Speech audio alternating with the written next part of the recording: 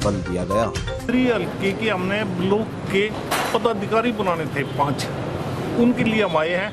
वैसे इसके साथ हमारी इंद्री हल्के की आज जो विपक्ष आपके दरबार प्रोग्राम है 13 तारीख को कुरुक्षेत्र का,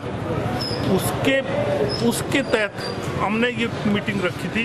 इसी के साथ 5 पदाधिकारी इंद्री ब्लॉक के बनाए गए हैं और अपना कांग्रेस परिवार बढ़ा रहे हैं हम इस। और जो 13 तारीख का प्रोग्राम है उनके अंदर हमने ड्यूटी लगाई है। ये कहाँ है 13 तारीख का? 13 तारीख को चौधरी भूपेंद्र सिंह हुड्डा जी ने कुरुक्षेत्र अनाज मंडी के अंदर प्रोग्राम रखा है और उसी के तहत हमने सब साथी अपने आज इंद्री ब्लॉक के बुलाए हैं।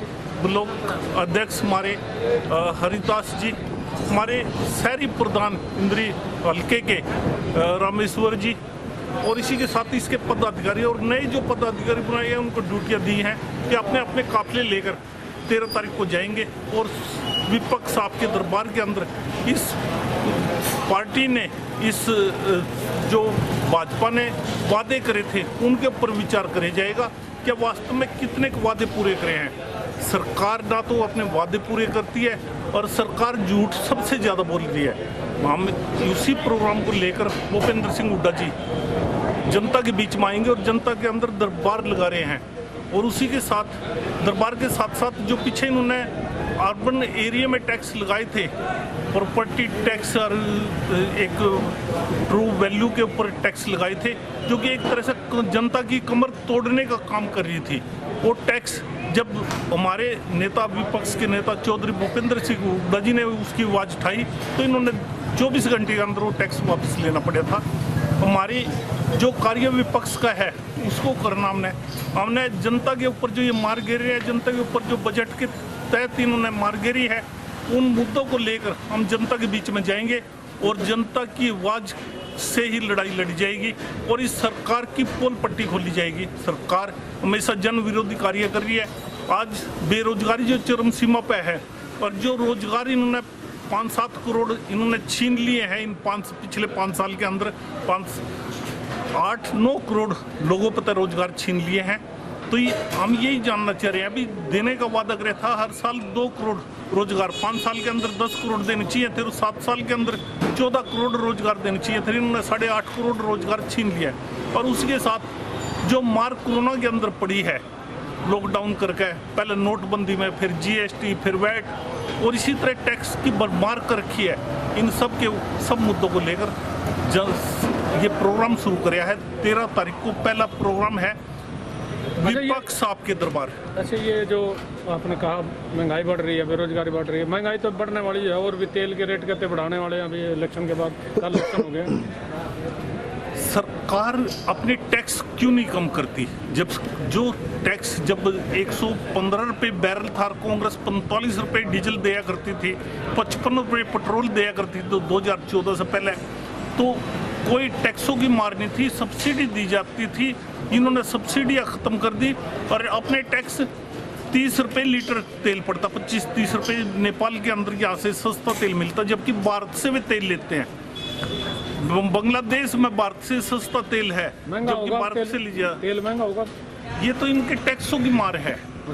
तेल महंगा नहीं है, ये टैक्स बढ़ा रहे हैं, रेट बढ़ाने जा रहे हैं। ये सरकार जनता को मारने जा रही है और इसी प्रोग्राम को हम लेकर चल रहे हैं। अच्छा, ये उत्तर प्रदेश सहित जो 4 राज्यों में कांग्रेस की हार हुई है, ये जनता का फैसला था, हमें मंजूर है। ये तो जो राज है चलता है, कभी किसी पर जनता को विश्वास हो जाता, कभी किसी पर। वे काम करके दिखाओ, हम कहते हैं भाई अगले 5 साल में काम करके दिखाओ, हम मान जाएंगे।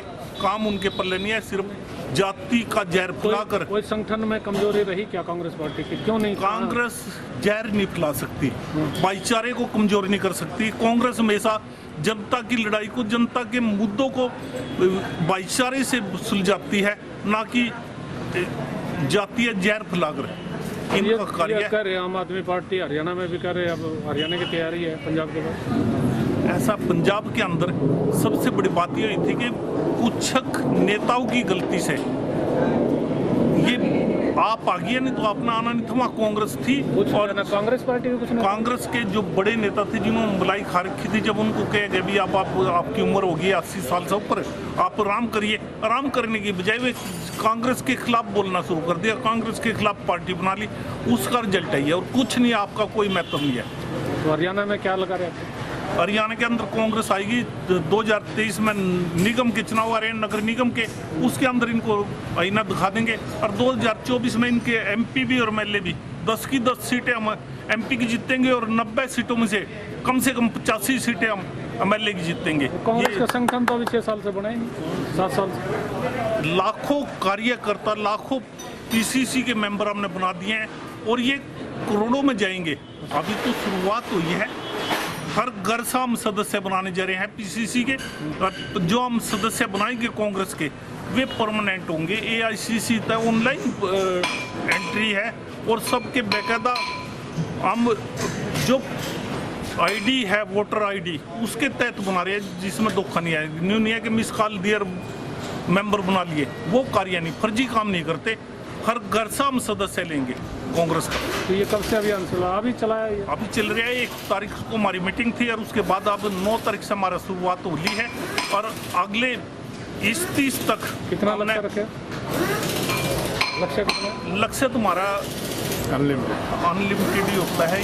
हर कॉन्स्टिट्यूंसी वाइज हमारा 4-4 हज़ार का लक्ष्य है। महिलाओं को भी, युवाओं को भी, महिलाओं को, युवाओं को, बुजुर्ग को, बड़े को, नौजवान बच्चों को, सबको बनाया जाएगा। इसके अंदर कोई लिमिट नहीं है।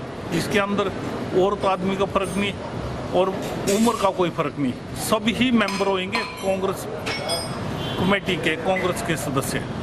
केंद्र में कांग्रेस सेवा दल के कार्यालय में मीटिंग हुई है, जिसमें श्री जोगिंदर चौहान जी ने जो हमारे को दिशा निर्देश दिए हैं कि 13 तारीख को माननीय भूपेंद्र सिंह हुड्डा जी के नेतृत्व में जो विपक्ष आपके समक्ष रैली होने जा रही है, उसमें जितने भी ज़्यादा से ज़्यादा वर्करों को हम लेके जाएंगे और लेके जाएंगे, जितने भी ज़्यादा से ज़्यादा का आदेश हो, 1000 2000 उसमें लेकर, और जो भूपेंद्र सिंह की हुड्डा की जो नीतियाँ हैं, हमारे जोगिंदर चौहान जी के जो दिशा निर्देश हैं, उनके अनुसार हम कार्य करेंगे। वो संगठन को मजबूत बनाने और संगठन को मजबूत बनाने के लिए दिन रात एक मेहनत करेंगे। आज हमारे यहाँ कार्यालय में 5 नए सदस्य बनाएंगे। बैठकर ये संगठन, ये रणनीति बनाई है कि हम जितना भी ज़्यादा से ज़्यादा अपने संगठन को मजबूत करें, जितना भी ज़्यादा हो सके हम उतना मजबूत संगठन को करेंगे और दिन रात एक करके अपने पार्टी की तरफ से काम करें।